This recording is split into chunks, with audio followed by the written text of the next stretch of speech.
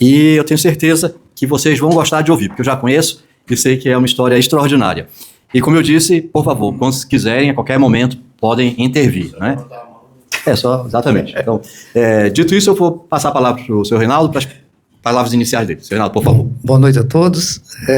Quero dizer que nós estamos aqui realmente com um bate-papo, a convite, né, da Panamazônia, que a gente já está há mais ou menos uns 8 anos, né, na Panamazônia, e nunca tive a oportunidade de participar de uma reunião aqui. Quero dizer que nós estamos na Amazônia, na porta de entrada, né, pela Transamazônia, há 50 anos no Pará. E em Manaus, nós estamos aqui, acho que há 12 anos, aproximadamente. 12, 13 anos. Eu quero passar algumas das nossas vivências, né, como empresário, nesses 50 anos na Amazônia. Eu quero dizer que a gente iniciou como indústria madeireira e pecuária. Nós temos 50 anos de pecuárias na Amazônia. E quando nós iniciamos, nós estávamos em família, né? Meu pai, minha mãe, com todos os irmãos. 10 anos após, exatamente uns 40 anos, nós fizemos uma divisão no grupo e nós já tínhamos diversificado alguma coisa, que é uma coisa que sempre a gente se preocupou em diversificar, para não botar os ovos na mesma cesta, né? Então, hoje nós chegamos a mexer com 20 atividades diferentes na nossa região, né? E quando nós separamos o grupo, eu e com minha esposa e meus filhos, nós ficamos na parte de automóveis e outras atividades, e meus irmãos continuaram com indústria madeireira e pecuária e tal. E depois eu continuei com a minha família, diversificando, como vocês viram aí, também outras atividades dentro do comércio e também dentro do agronegócio, né? Que nós, além da pecuária, nós fazemos reflorestamento, nós trabalhamos com genética, né, de bovino de corte, genética de leite, produção de girolanda leiteira, para atender a demanda leiteira da região. Então, a gente sempre se preocupou na diversificação. O senhor disse que chegou à Amazônia há 50 anos. Sua família é originária do Rio Grande do Norte, né? Espírito Santo. O que foi que levou... Foi seu pai, foi o primeiro, não é isso? O que levou a família a ir para a Amazônia, especialmente ali para o sudeste do Pará? Primeiro que é uma coisa que a gente tem que estar sempre lembrando, né? Que nós fomos chamados para a Amazônia, né? Nós aqui só temos já pessoas da nossa idade. Eu lembro muito bem, com 10 anos de idade, carro de som, rádio, televisão, chamando o povo para ocupar a Amazônia, porque e para entrar, que foi justamente na década de 70, né? No início de 70 foi aberta a Transamazônica, chamando o povo para ocupar a Amazônia, porque nós corríamos um grande risco de perder essa região para outros países. Então foi um chamamento, e também o meu pai, que já era da indústria madeireira lá no Espírito Santo, e também da área de agronegócio e tal, queria ampliar, e aqui tinha condição de comprar grandes áreas, né, para poder ampliar os negócios, né? Desde 73 para 74, que meu pai veio a primeira vez, adquiriu terras aqui na região, né, do Pará, e nós viemos de morar mesmo no Pará, já no final do ano de 77 para 78. Ok, então 2 anos depois disso, aconteceu um fenômeno que, enfim, teve publicidade nacional e internacional, que foi a descoberta do ouro em Serra Pelada. Como é que isso afetou a família de vocês? Olha bem, nós estávamos há poucos anos, né, na região, e o garimpo de Serra Pelada era de um amigo nosso, do seu Genésio Camargo. É um garimpo que todos sabem que chegou a ter 100 mil garimpeiros, né? E a gente nunca tinha mexido com isso, mas a gente sempre fala o seguinte: não pode perder oportunidades. E a gente conseguiu ir para o garimpo, mas como sem nenhuma experiência em garimpo, e começamos lá, nós nunca tivemos barranco no Serra Pelada, mas começamos a comercializar mercadorias. E depois, logo, começamos a comercializar ouro, compra de ouro, né, dentro de Serra Pelada e em Marabá. Então, são experiências, oportunidades que aparecem que você não pode deixar passar. E foi uma grande oportunidade que deu, né, um grande avanço no nosso negócio. Ou seja, o senhor se capitalizou em Marabá, não é isso? Quantos anos atuando ali? Eu digo, na Serra Pelada, foi uma coisa assim que durou poucos anos, né? 2, 3 anos, e a gente aproveitou na década de 80 e aproveitou para poder comercializar ouro, né? A gente comprava e vendia ouro, tinha escritório em Marabá, tinha escritório, comprava dentro de Serra Pelada, mesmo depois que a Caixa Econômica passou a comprar ouro em Serra Pelada, né? Todo mundo sabe a quantidade de ouro, nós tínhamos garimpeiro lá que tirava 1.000 quilos de ouro na época, lá dentro. Então, a gente passou a conhecer o negócio, não conhecia nada do negócio, eu tinha 20 e poucos anos na época, né? Você tinha 20 e poucos anos? Tinha exatamente 22 anos, que eu sou de 58. Então, são oportunidades, a gente já mexia na indústria madeireira, mas nós tivemos uma calamidade na época, porque teve uma grande enchente, né, em Marabá, e estava em calamidade pública, tudo parado, e a gente aproveitou e foi para Serra Pelada, e lá a gente acabou entrando num negócio e permanecendo uns 2 anos nesse negócio até a Serra Pelada ser desativada, né?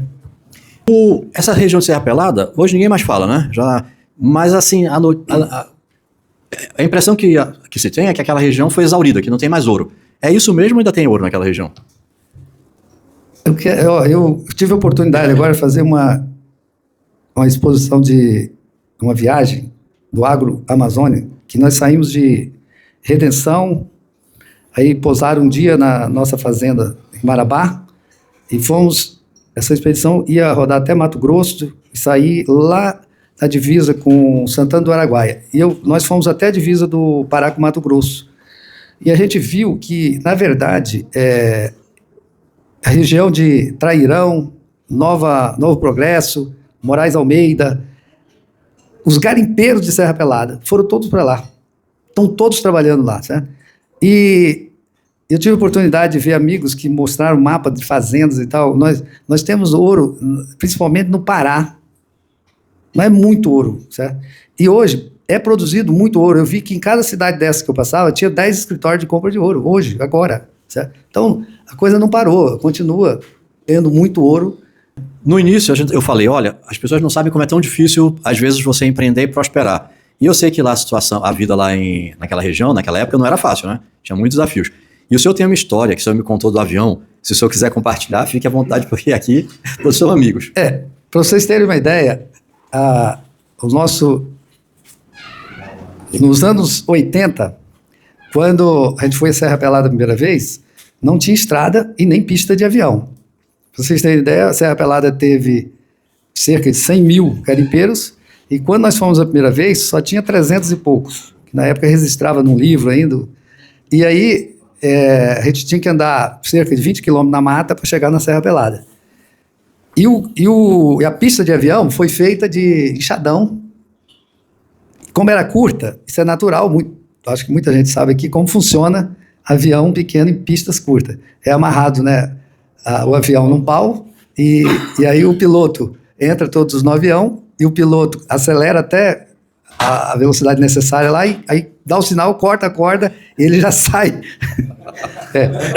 Então, isso aí era uma coisa normal para nós, né? Era uma coisa normal. Porta-avião. O doutor já disse que é um porta-avião. É exatamente isso. Qual o tamanho da pista? Quantos metros? A pista, na época, foi feita com 300, 400 metros, né? Porque era feito na base do enxadão. Não tinha máquina, não tinha nada. E a questão da segurança, como era lá?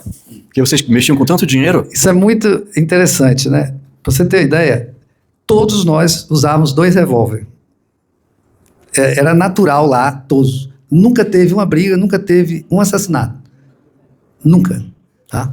E eu, inclusive, foi um mercado que, como comerciante, eu descobri na época que nós não fomos lá para comprar ouro e nem para negociar ouro. E eu descobri esse mercado. Então, no início, nós comercializava revólver e bala de revólver. Porque a comemoração... Primeiro que todo mundo usava revólver e era obrigado. O garimpeiro comemorava o bamburro, que falava, né? Tirada de ouro, com 38. Então, nós tínhamos um mercado de bala muito grande. No outro dia, você tinha que abastecer os garimpeiros de bala de 38. Então, hoje o senhor disse que fez uma viagem recente e viu em vários lugares a exploração ilegal, né? O senhor estima quantos garimpeiros atuam ainda no Pará ilegalmente? Eu acredito que de 100 a 200 mil garimpeiros trabalham nas nossas regiões, porque o Pará tem a região de Tucumã, São Félix do Xingu, que é muito rico, muito, muito ouro ali. E nós temos a região ali da 163, né, que pega Itaituba, Novo Progresso, Trairão, Almeida, Moraes Almeida, que é muito garimpeiro. Inclusive, eu estive lá, a primeira vez que eu fui fazer essa viagem para lá, eles me falaram, os garimpeiros de Serra Pelada, quando parou Serra Pelada, vieram tudo para cá, dessa região.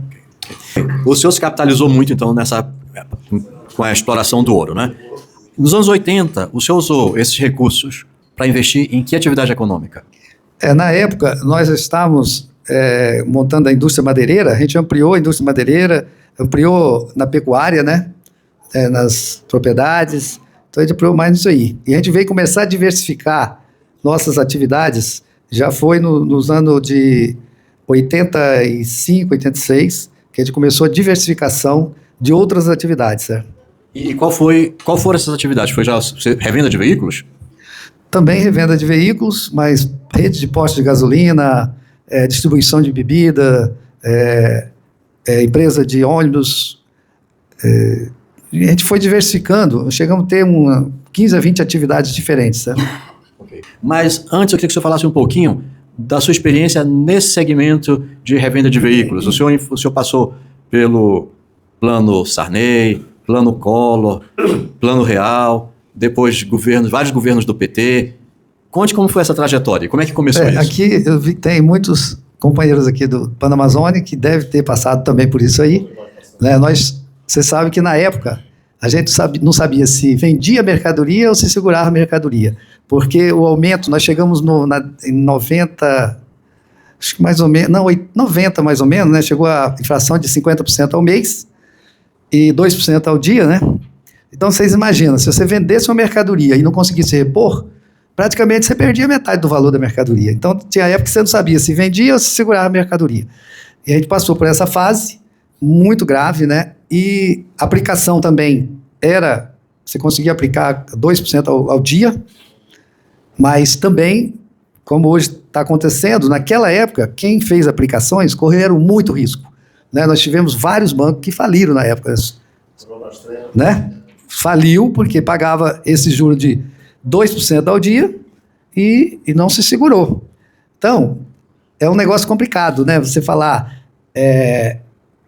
É muito importante entender, e você tinha que ter umas decisões diárias, você não podia ter decisão a longo prazo. Você tem que estar repondo mercadoria diariamente, você tinha que estar, por exemplo, posto de gasolina. Se você vendia, se você não conseguisse repor, no outro dia você pagaria 40%, 50% a mais, o aumento do mês. Então, a gente reclama hoje às vezes, mas quem não passou por essa fase, né, esse tempo, não sabe a dificuldade, porque você tinha que viver o dia a dia. Né? Você imagina você vender sua mercadoria e comprar e pagar 40%, 50% a mais, né? Questão de dias. Né? Então, a gente tem que ter realmente assim, um trabalho muito, muito profissional e ter realmente aquela decisão diária para poder você não correr o risco de não conseguir repor o estoque. A primeira marca que o senhor representou foi a Fiat? Eu imagino que tenha sido um desafio, porque a Fiat ela não tinha penetração aqui na Amazônia naquela época, né? Eu fui à Fiat Betim em 1984, eles deram a concessão e nós conseguimos inaugurar a primeira revenda em 85. Nós construímos e tal. E na época, realmente, era uma aventura, porque a Fiat não tinha penetração nenhuma, era perto de zero, né? Era 1%, acho que a penetração. Na época nós tínhamos, para vocês terem uma ideia, só 3 concorrentes da Fiat, né, que era Volkswagen, Ford e General Motors. E, graças à nossa permanência, trabalhamos 4 anos no vermelho e conseguimos permanecer no negócio de automóvel e conseguimos continuar no negócio e acompanhar o desenvolvimento da Fiat. Como é uma empresa italiana, imagina vocês, um presidente da Fiat italiano. Tá? Eles tomam decisões diária. E eles querem as coisas assim, de um dia para o outro, tudo. E nós conseguimos permanecer. Hoje, para quem não sabe, a Fiat é líder de mercado há 20 anos, tem 22% de market share, tem 30 marcas hoje no Brasil, né, de automóvel, e cada 4 carros vendidos no Brasil hoje, um é Fiat. Então nós temos 22% de market share já há mais de uns 20 anos. Então, para você segurar e permanecer numa marca que cresce rápido e que está sempre renovando produto e tal, não é fácil. Mas hoje, por exemplo, as líderes de mercado da época nossa, que era Volkswagen, Ford e GM, hoje, Ford já foi embora do Brasil, né, de automóvel, só ficou a parte de caminhonete, mas a Volkswagen hoje, para vocês terem uma ideia, tem 16% de market share, a GM está com 9 a 10% de market share, a Ford praticamente acabou, e a Fiat 22% de market share. O segmento de automóvel no Brasil é aproximadamente 2 milhões e 400 mil carros ano, 200 mil carros por mês. Não, isso vem há muitos anos. Na época que o Lula instituiu aquela questão de financiamento 100% do carro para as pessoas que não tinham crédito, não tinha nada, foi mais ou menos em 2000, segundo mandato aí do Lula, né? Por aí.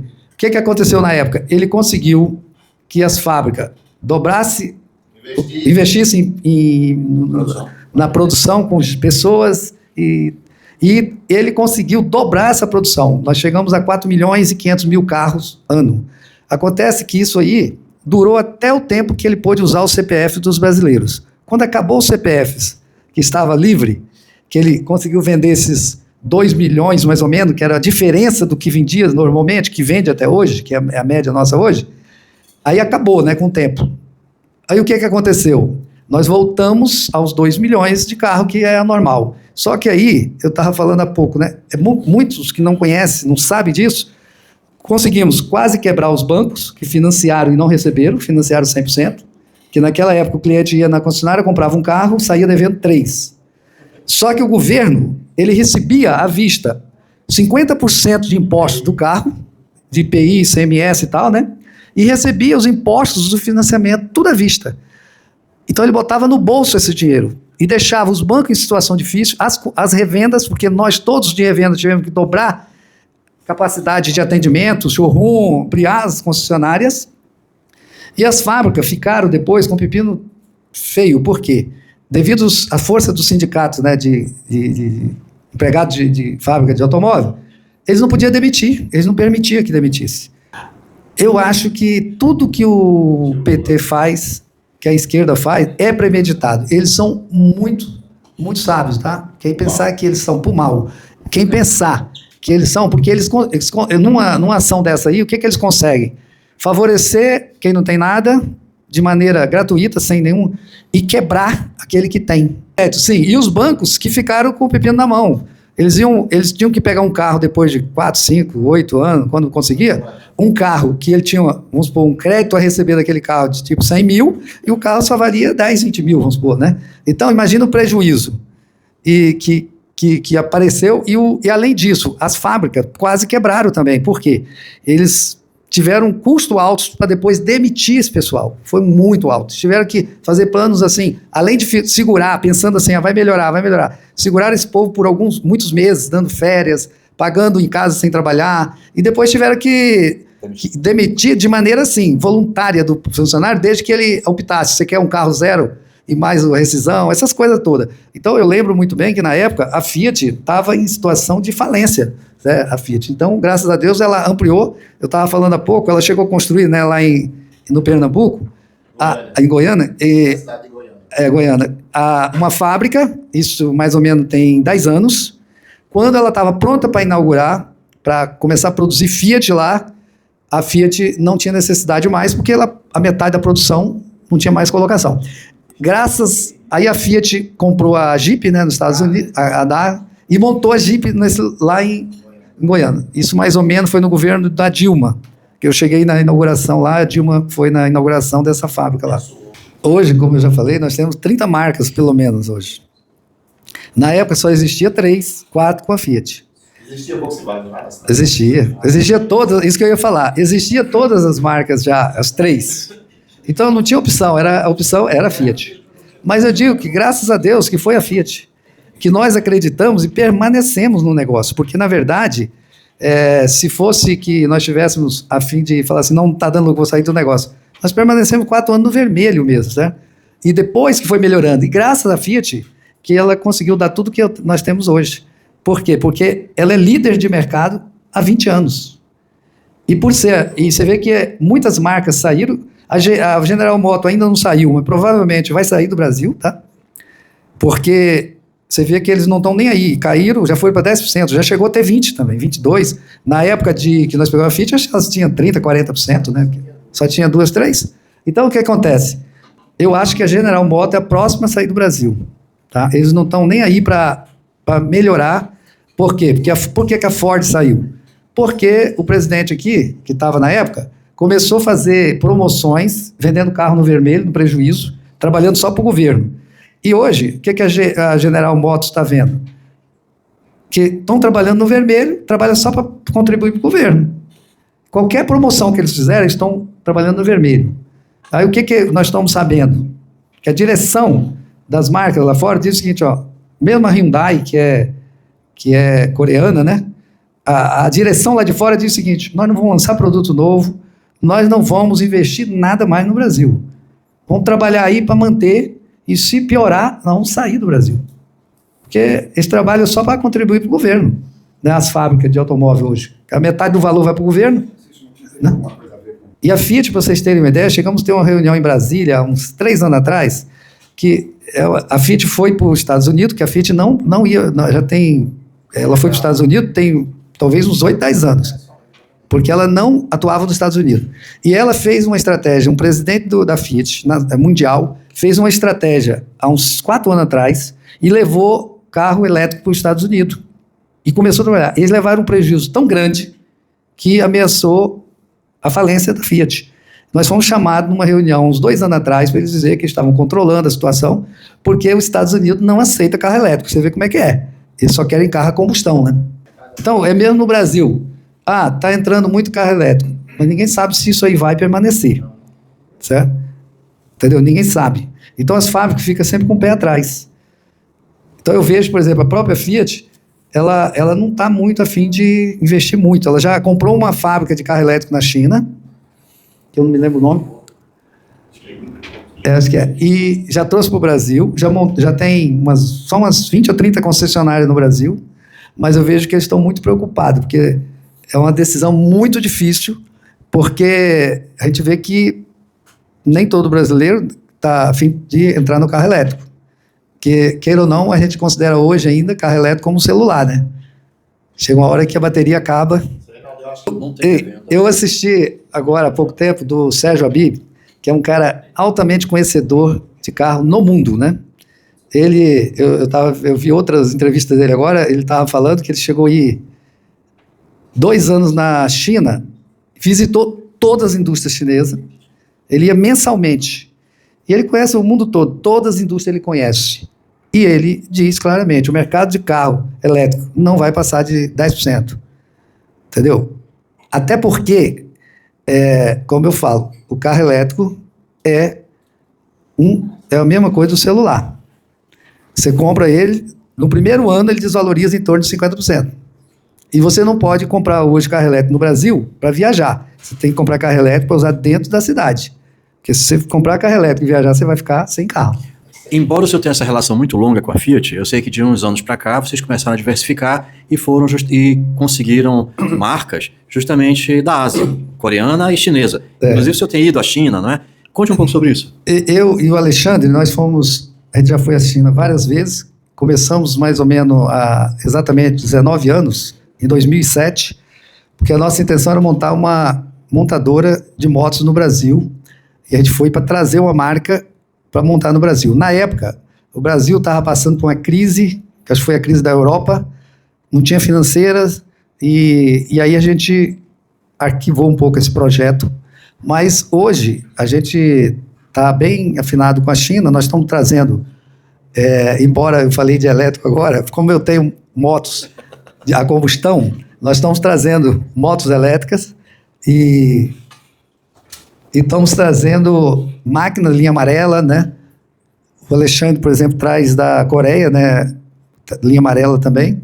Então nós estamos diversificando e criando e tentando criar marcas próprias, né? Fazendo lá para trazer marcas próprias para o Brasil. A gente já está vendo negócio de moto, já está trazendo com marca própria.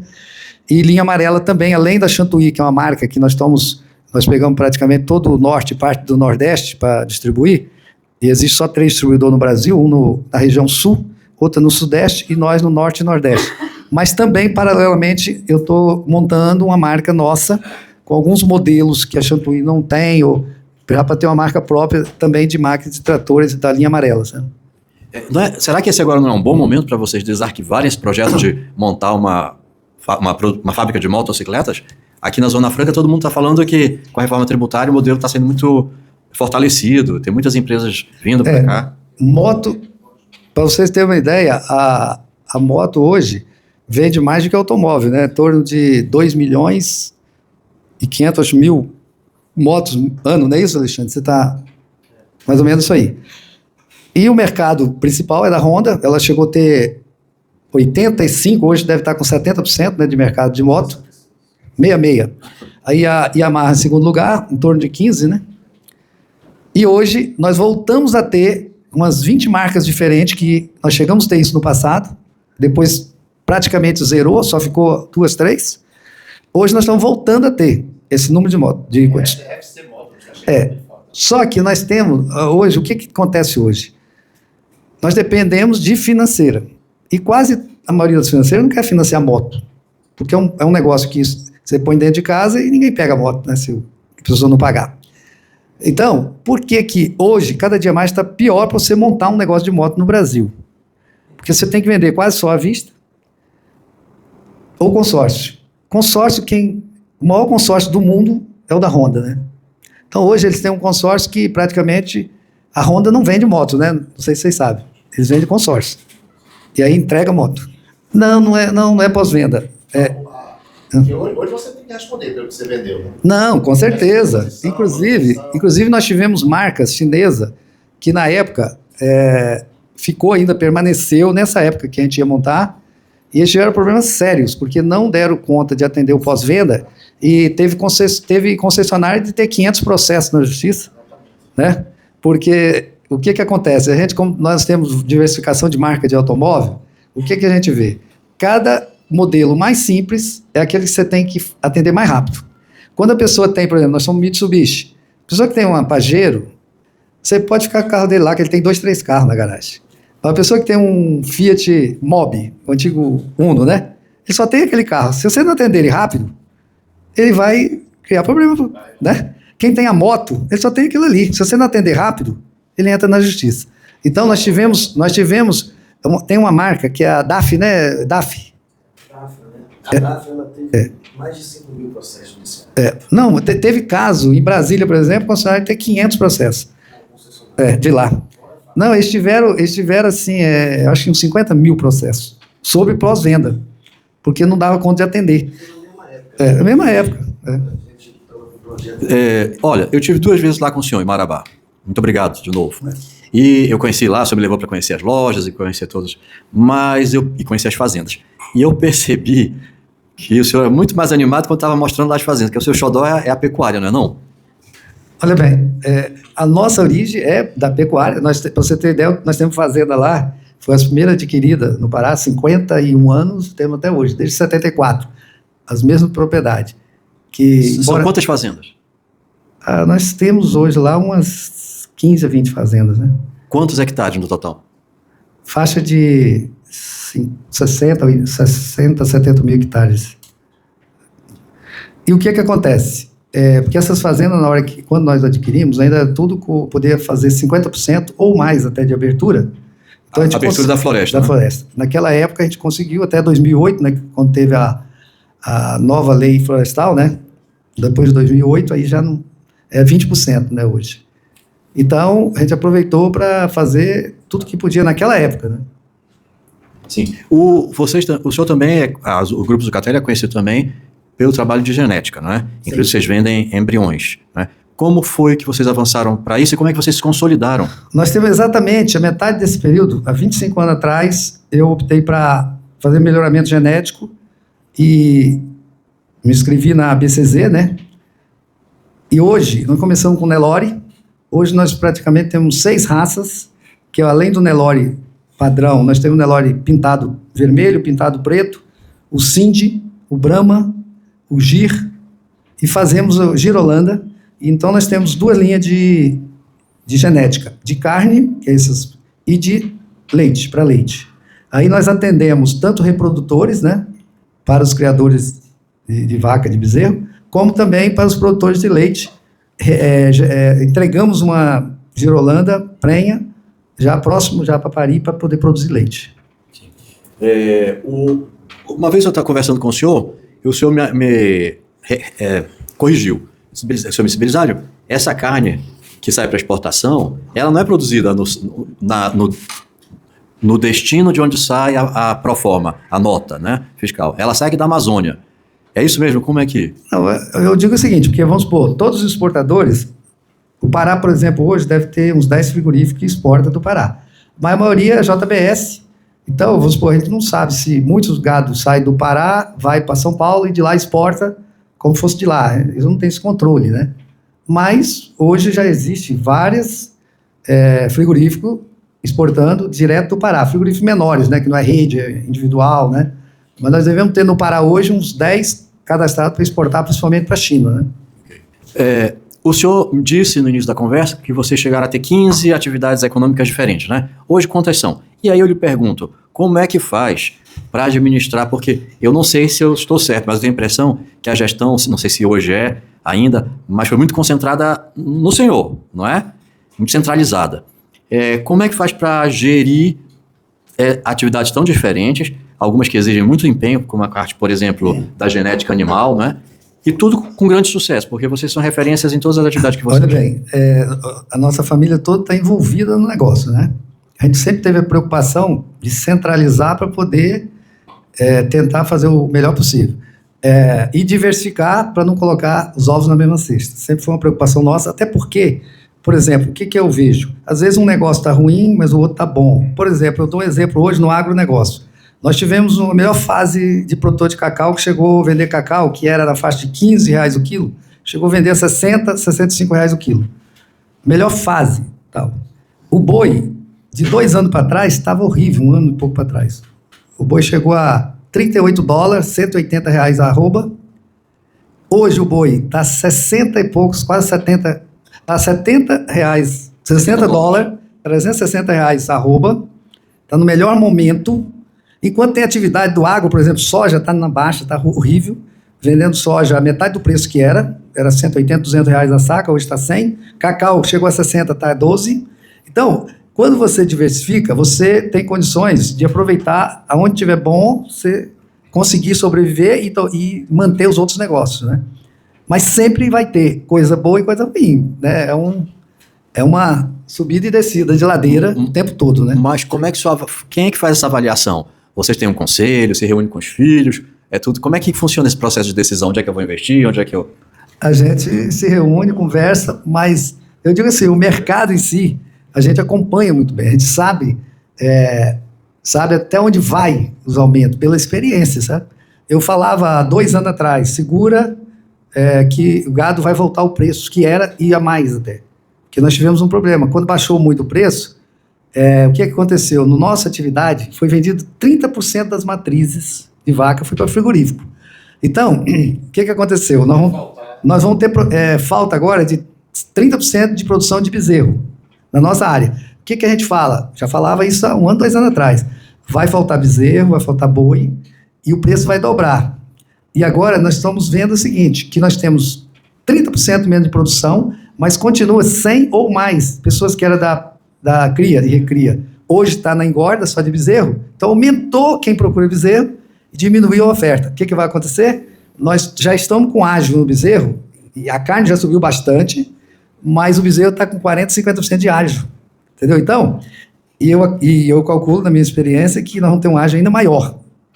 Que não precisa ser mãe de Ná para saber disso, né? Porque se nós temos 70% menos de oferta e vão ter mais de 100% de procura do que já tinha, nós vamos ter leilão, né? Vai ser leiloado agora, quem pagar mais. E está acontecendo isso, eu acompanho diariamente isso aí, está sendo leiloado. O produtor, por pequeno que ele seja, ele está ditando as regras. Ele diz, tenho tantos bezerros e eu quero tanto. E ele sempre põe 10, 20% a mais do que está sendo o preço. Então o mercado é assim, a gente tem que acompanhar isso aí, né? E eu tenho um amigo, inclusive, que, conversando com ele, o que ele fez? O agro estava em alta, a soja. Imagina você, pegou uma fazenda que estava tudo pronto, cerca, curral e tudo, desativou tudo e botou para plantar soja. Vendeu o gado pela metade do preço que está hoje. E agora ele está há 2, 3 anos no prejuízo, está querendo voltar para o gado. Ele falou, agora eu vou ter que fazer tudo de novo, comprar o gado pelo dobro do preço para poder continuar no negócio que eu tinha antes. Entendeu? Então é assim. E gado, o Brasil nunca teve o preço que tem hoje, tá? Para você ter ideia, os Estados Unidos sempre foi $100 a 110 arroba de boi. Nós chegamos fundo do poço a $38. E hoje nós estamos na faixa de $70. Eu acredito que vai chegar a $80 boi no Brasil. E para nós é muito bom, porque o custo de produção nossa é no mínimo a metade do custo dos Estados Unidos. Acho que essa é a tendência, infelizmente. Falando esse era um dos últimos tópicos que eu queria falar, política. Então vamos lá que a gente já está terminando. O senhor disse que entrou, saiu, mas o senhor não saiu bem ainda. Primeira coisa, quando eu estive lá, nas 2 vezes que eu estive lá, eu percebi que o senhor tem muito carisma. Então a gente anda assim na rua com o seu Reinaldo, é um monte de gente parando a gente. Anda um pouquinho, para. O povo lá para. Aí sim, o senhor era afiliado ao PL. Eu sei que recentemente o senhor saiu do PL e foi para o republicano, né? E também eu sempre ouvia lá a conversa pessoal, não, você vai ser senador, você vai ser... Como é que está? Tem futuro político aí para o senhor? Não, existe interesse, mas não tem muito mais possibilidade, né? Pela ocupação, pelo tempo, pela idade, mas existe a especulação grande, né? Para Senado, agora mesmo eu estava falando contigo, para vice-governadoria, né? Existe especulação. Como nós... Para vice-governador de qual chapa? Da Hanna. Que é a do Barbalho. Do governo. Do governo. Que ela é governadora hoje, né? Mas isso aí é um negócio que a gente acompanha sempre. Eu gosto da política, acompanho a política regional e nacional, né, diariamente. Tanto que eu fui para o partido do nosso futuro presidente, né? Nosso governo do Tarcísio. E por a gente ter uma afinidade com ele e saber que vai ser o próximo presidente futuro, né? Ele tem que ficar mesmo em São Paulo, porque ele tem essa eleição dele garantida e tal. Sem risco. Né? Sem risco. Futuro, mas ou seja, o senhor não descarta, né? Não, fazer igual a outra. A gente não descarta, mas a gente está sempre trabalhando, ajudando, entendeu? E como a gente está no sul do Pará, no sudeste do Pará, então, hoje, o que eu vejo nos políticos? Eles querem alguém do agro, alguém do interior, né, que possa ajudar na chapa, né? Então, isso aí sempre tem essa suplência de Senado, sempre tem me procurado. Mas é outra coisa, que você vê que eu falei há pouco, nós da direita, nós temos que aprender muito com a esquerda, certo? Infelizmente. Para vocês terem uma ideia, na eleição passada, veio 3 senadores de direita me procurar para me ser suplente deles. E eu falei com todos eles, vocês têm que aprender a fazer conta. Vocês não sabem fazer conta. E política é matemática pura, tá? Como é que vocês, 3 experientes ex-senadores, não estão vendo que vão perder? Tem 5 candidatos da direita, 3 e mais 2 que tinha lá. E só tem um da esquerda. Pô, vocês acham que vocês vão ganhar a eleição? Entendeu? Não sabe fazer conta, né? Tanto que a esquerda tem 40%, ele teve 40% e ganhou. Aí dividiu 60 para 5. Entendeu? Então, nós da direita temos que aprender muito. Eles sabem fazer isso. Eles podem ter 10 candidatos. Eles saem na porrada, no tapa, mas só sai um. Na bala. É verdade. Mas só sai um. Entendeu? E depois, os 9 que ficaram de fora vão tudo apoiar ele lá. A propósito do Zema, queria sua opinião. Quando nós estivemos com ele lá, tem uns 2 anos e meio, né? O senhor estava lá conosco, tem 2 anos que o senhor estava conosco. Quando terminou a reunião, ele disse assim, eu não dou esse conselho para ninguém, porque eu não quero dar um conselho, mas ele disse assim, ele pegou, o Antônio Azevedo estava perto dele, ele pegou assim o nome do Antônio Azevedo e disse, olha, vocês empresários têm que sair para a política. Eu sou um exemplo, veja o meu exemplo. Eu sou empresário e tive a coragem de entrar na política.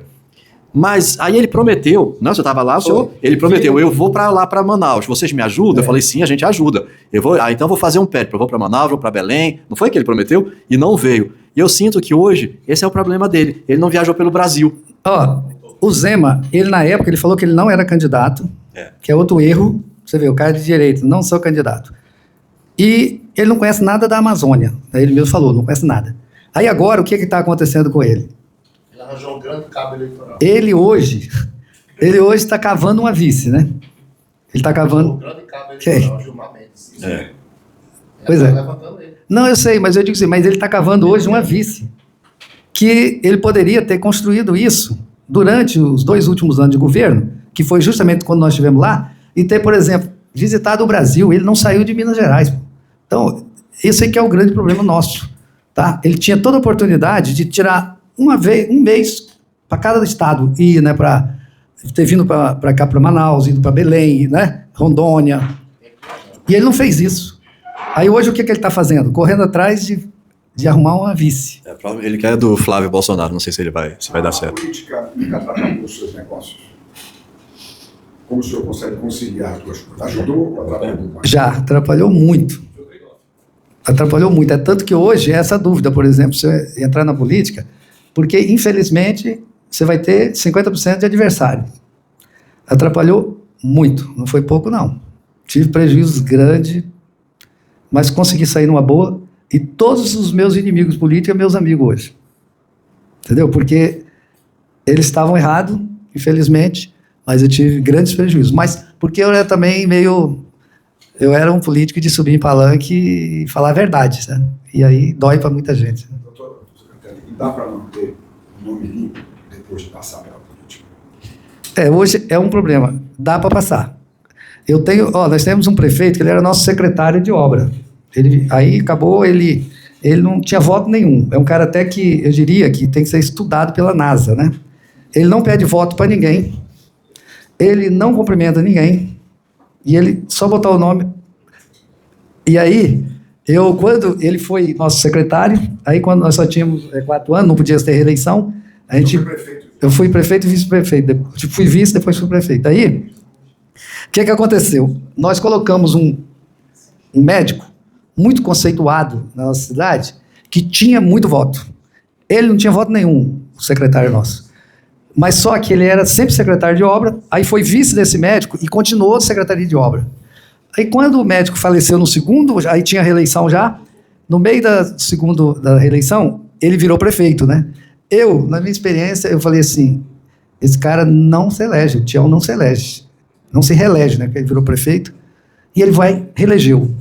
Pelo trabalho dele. Aí, rapaz, eu comecei a perguntar o que o Belisário falou, a gente tem particularmente, porque qual é o grande problema da direita hoje?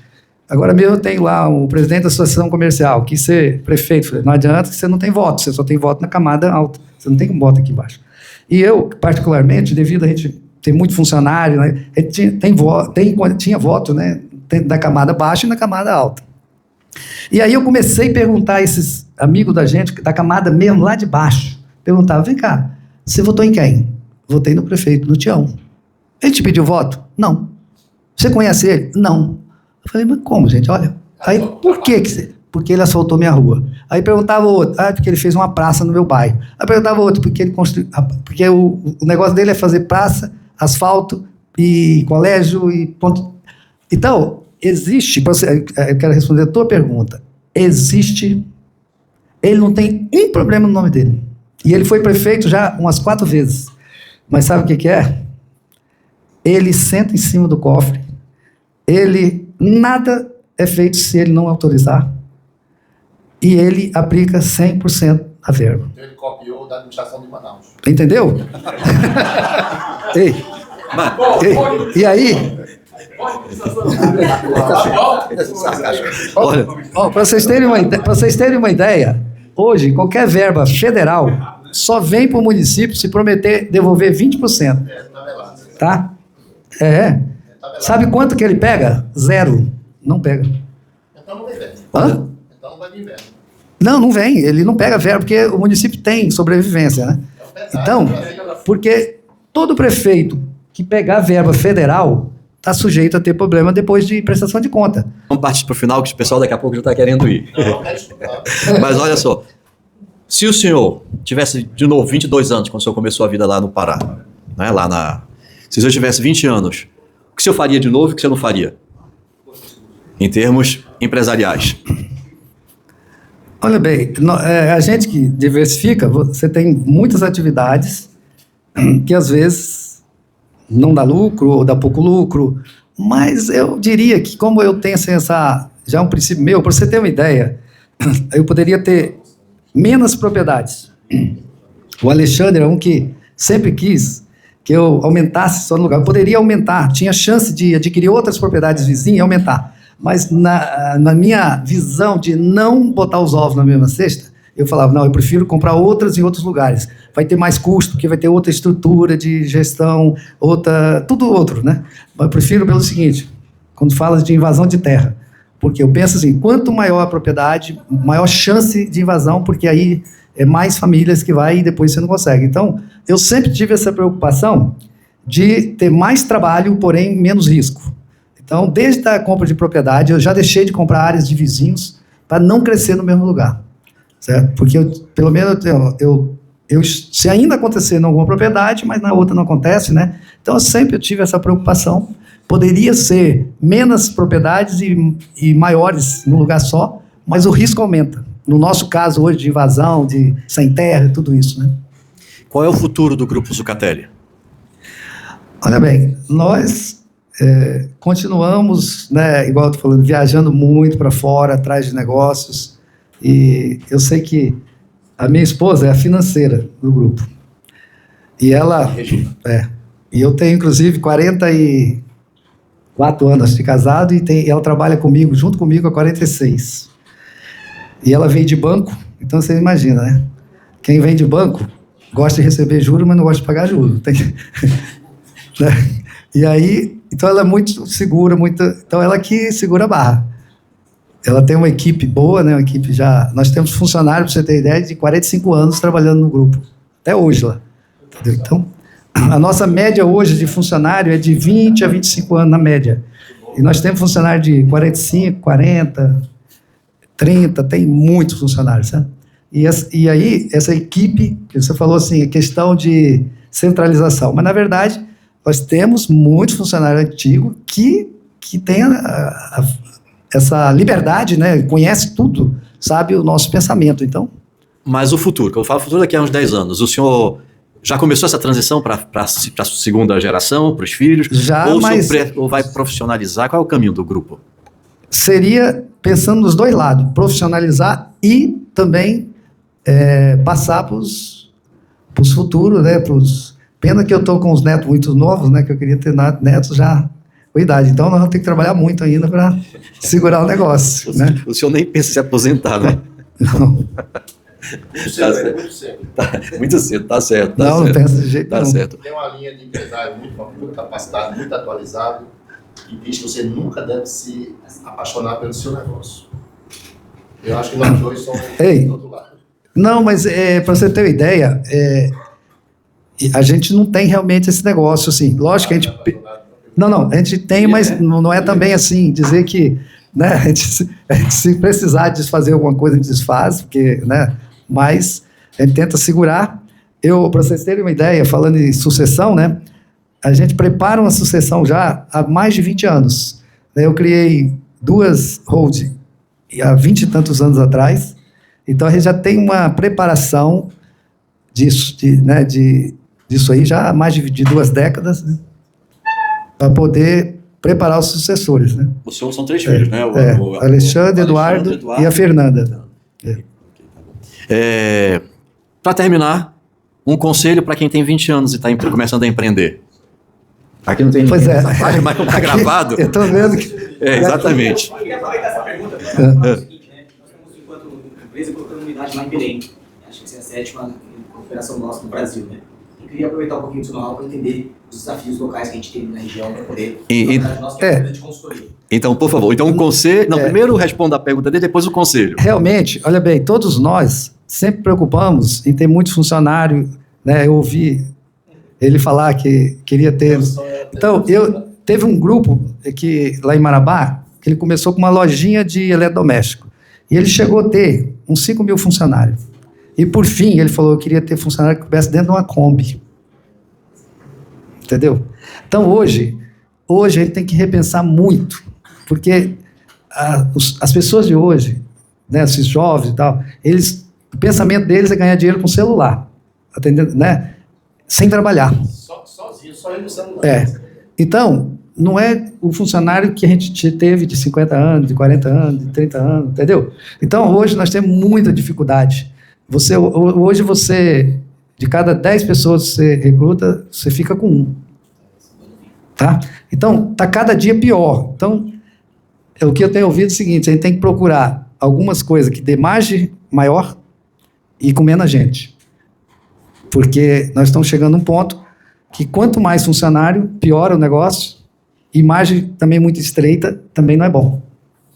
Você vê, nós estamos agora, quem mexe com... Eu sou muito amigo do Grupo Mateus, né? Wilson Mateus. Também é um cara que tem uma história... Conheci ele né, com pequenos mercado em Balsa.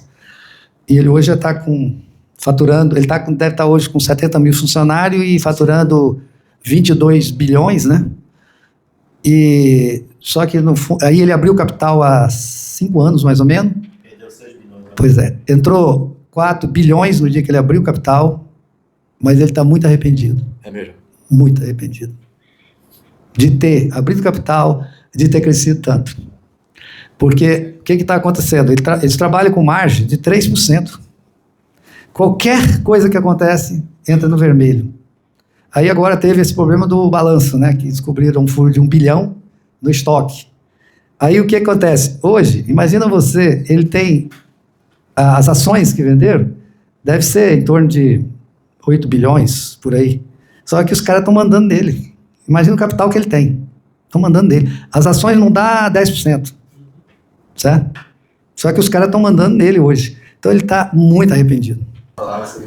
Eu vejo o seguinte, a pessoa que é jovem pode correr risco. Nós não podemos correr mais risco. Né? Porque, então, quem está iniciando sempre pode correr mais risco. E eu aconselho que realmente faça isso, porque senão ele não vai crescer. Mas quando a empresa cresce e chega a um ponto, ele não pode correr risco nenhum mais. Né? Primeira coisa. Segunda coisa que eu aconselho, nunca põe os ovos na mesma cesta. Que vai ter muitos problemas durante a caminhada, então você tem que ter segurança, tem que ter diversificação da atividade, tem que ter pessoas que te ajudam no dia a dia, né, que tenha conservar pessoas boas, né, não está fácil, mas ainda tem, então temos que conservar, porque cada dia mais está sendo pior. E diminuir o máximo possível de pessoas. Eu, inclusive, eu estive na China, igual eu falei, há quase 20 anos, e tive mais recente. E eu achei um negócio estranho, na linha de montagem das fábricas, visitei muitas fábricas de caminhão, de tratores e tal, e eu comecei a ver que quando nós fomos há 20 anos atrás, só tinha pessoas trabalhando. Aí vi um tanto de robô. Aí eu falei, mas que diacho, com tanta facilidade aqui, né, não tem salário baixo, sem direito trabalhista, sem nada. Aí eu perguntei ao pessoal, por que vocês estão botando tanto robô? Aí não tem uma moda falar assim aqui no Brasil, esse carro foi produzido numa segunda-feira, né? Quando o carro dá muito problema. Que é ser humano. Aí ele falou assim, porque a China, só para vocês terem uma ideia, hoje produz produto igual a qualquer outro país do mundo. Porque eles estão muito preocupados com qualidade, que eles não tinham essa preocupação antes.